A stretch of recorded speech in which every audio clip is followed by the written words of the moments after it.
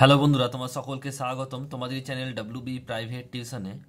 আজকের এই ভিডিওতে আমরা এবিটিএ মাধ্যমিক টেস্ট পেপার 2023-24 পেজ নাম্বার 151 যে বাংলার প্রশ্নপত্র রয়েছে, এই প্রশ্নপত্রের একের দাগের এবং দুইয়ের দাগের প্রশ্নের উত্তর নিয়ে আলোচনা করব। একের এক বছর ক্রমশ ও কথাটা ছড়িয়ে পড়ে। ও কথাটি হলো অপশান নাম্বার গ। সঠিক উত্তর হবে কারেকশনের কথা। একের দাগে দুই, মানিক বন্দ্যোপাধ্যায়ের প্রকৃত নাম অপশান নাম্বার খ প্রবোধ কুমার বন্দ্যোপাধ্যায়।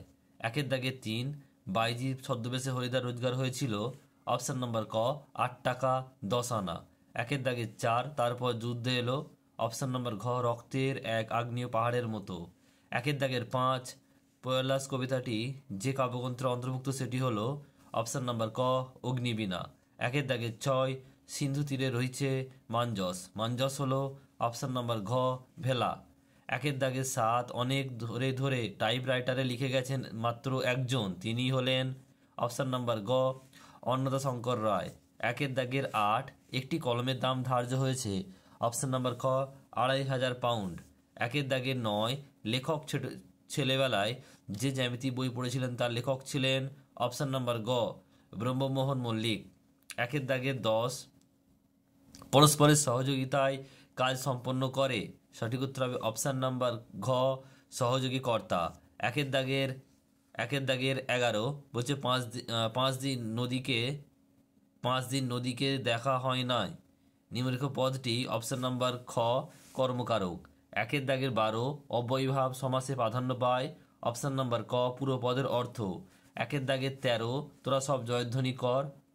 নিম্নলিখিত পদটি কোন সমাসের উদাহরণ? অপশান নাম্বার ঘ মধ্যপদলোপী কর্মধারায় সমাস। একের দাগের 14 বলছে সে সারাদিন খুব পরিশ্রম করে গভীর রাতে ফিরল। এই বাক্যের নিম্নলিখিত অংশটি হলো অপশান নাম্বার ঘ বিধেয় সম্প্রসারক। একের দাগের 15, তোমার ভালো হোক বাক্যটি হলো অপশান নাম্বার গ প্রার্থনাবাচক। একের দাগের 16, বাঁশি বাজে, এটি একটি অপশান নাম্বার ক কর্মকর্তৃবাচ্য। একের দাগের 17, সময়ে বোঝা যাবে, এই বাক্যটি কর্তৃবাচ্য রূপান্তরিত করলে হবে অপশান নাম্বার ক সময়ে বুঝে নেব। এরপর দেখো পরে রয়েছে দুইয়ের দাগের প্রশ্ন। কম বেশি 20টি শব্দের প্রশ্নগুলি উত্তর দাও। দুইয়ের দাগের একের যে কোনো 4টি প্রশ্ন উত্তর দাও। একের এক, দুইয়ের দাগের একের এক বা যেন নেশা পেয়েছে, কাকে কিসের নেশা পেয়েছে? উত্তর হবে তপনের গল্প লেখার নেশা পেয়েছে। নেক্সট প্রশ্ন দুইয়েরটা বলছে, দেখো কি বলছে, যে অদৃষ্ট কখনো হরিদার এই ভুল ক্ষমা করবে না। কোন ভুল? উত্তর হবে জগদীশবাবু হরিদাকে 100 টাকা প্রণামী দিতে চাইলে তা হরিদা প্রত্যাখ্যান করেন। নেক্সট প্রশ্ন তিনেরটা কি বলছে, দেখো তিনের প্রশ্ন বলছে যে ও নিয়ম রেলওয়ে কর্মচারীদের জন্য। কোন নিয়ম? উত্তর একজন প্রথম শ্রেণী যাত্রীকে মাঝরাতে জাগিয়ে তার ঘুমে ব্যাঘাত ঘটানো যায় না। এরপরে চারের প্রশ্ন বলছে, দেখো বলতে গেলে ছেলে দুটো সবাই একই রকম, তফাৎ শুধু এই যে, তফাৎটা কি? উত্তর হবে অমৃতের পরিবারের বাবা মা আর 3 ভাই আছে, আর ইসাবের রয়েছে শুধু বাবা, এইটুকু তফাৎ। নেক্সট প্রশ্ন পরেরটা বলছে, দেখো দুইয়ের দাগের একের 5 কি বলছে, দেখো নদীর বিদ্রোহের কারণ সে বুঝতে পারিয়াছে। নদীর বিদ্রোহের কারণ কি ছিল? নদের চাঁদ অনুভব করে নদীর উপর মানুষের তৈরি করা ব্রিজ ও বাঁধ দেওয়ার কারণেই নদী যেন বিদ্রোহী হয়ে উঠেছে। এরপর রয়েছে দেখো দুইয়ের এক বলছে, দেখো যে কোনো 4টি প্রশ্ন উত্তর দাও। একটা নেমে এলো তার মাথার উপর কি কিসের মতো নেমে এলো? উত্তর হবে অপেক্ষারত মেয়েটির উপর বছরগুলো একের পর এক পাথরের মতো নেমে এলো।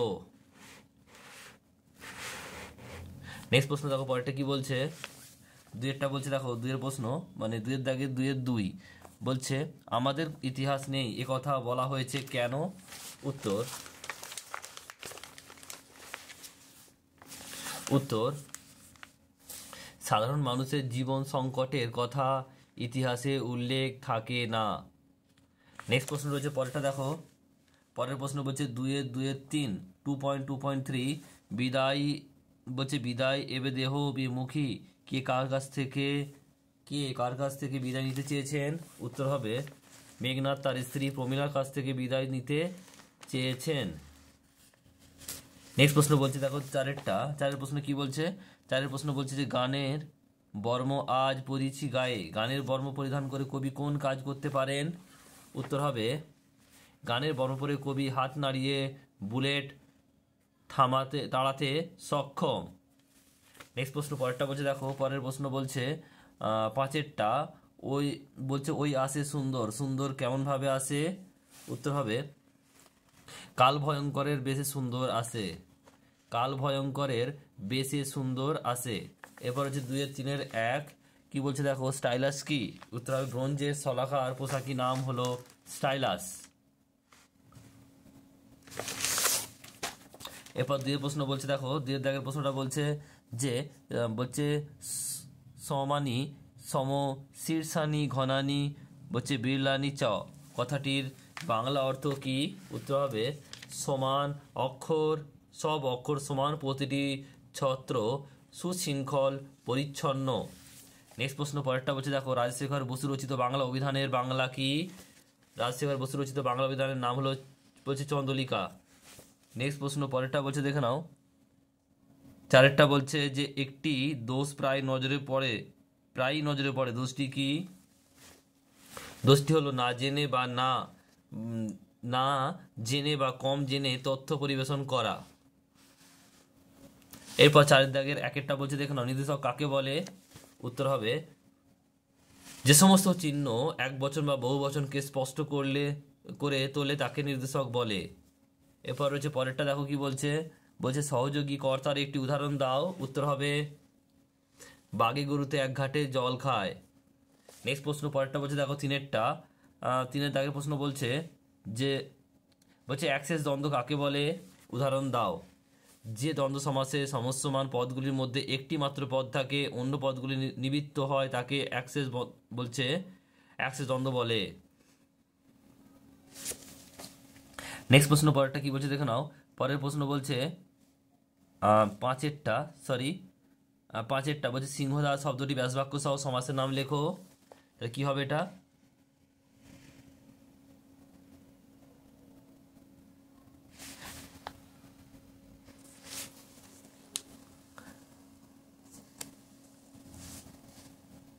তার আগে রয়েছে 4-একটা, দ্বিগু সমাস ও সংখ্যাবাচক বহুব্রী সমাসের পার্থক্য। দ্বিগু সমাসে পরপদ প্রধান, কিন্তু সংখ্যাবাচক বহুব্রী সমাসে নতুন পদের অর্থ প্রধান। পরের প্রশ্ন রয়েছিল যে সিংহাসন, এটা হবে সিংহ চিহ্নিত আসন, সিংহ চিহ্নিত আসন হবে এটা।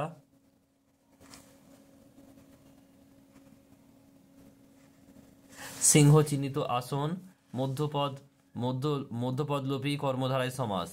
নেক্সট রয়েছে 6-টা বলছে কি দেখো, বাক্য নির্মাণের শর্তগুলি কি কি?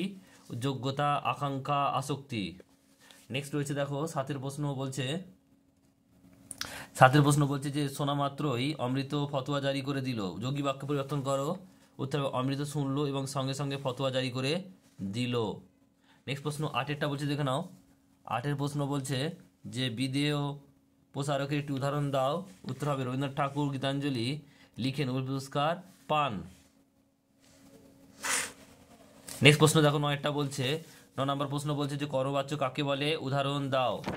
উত্তর হবে, যে বাচ্য কর্মই প্রধান এবং ক্রিয়া কর্মের অনুগামী হয় তাকে কর্মবাচ্য বলে। উদাহরণ, আমার দ্বারা কাজটি করা হয়।